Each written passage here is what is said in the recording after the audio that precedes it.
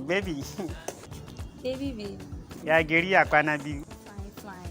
Wannan wanka da kaya ka kai cewa Allah. Dan Allah? Kai na ji daɗi. Kaga yadda ka zama beautiful big yarinya. Allah? Allah ka yi cewa. Sai muka ji kama yau ne ranan ma. Ai ranar za ta zo kar ka damu. Allah.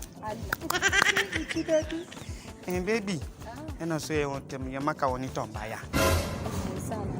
Kai baby kullum yana zuwa wurin ka ko irin abun nan na masoya ma kai baka yi mana. Kaman ya me?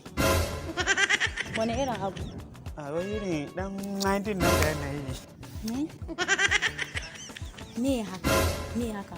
In ba haka aka koya mana a gidanmu ba. Ba haka aka koya mu zancen nan ma da kaga na fito. Da kyar aka bari na fito zance. Da kyar aka bari saboda ni ba na ma zance. Lalle ma wannan. Ne irin wannan abu ni ba na so.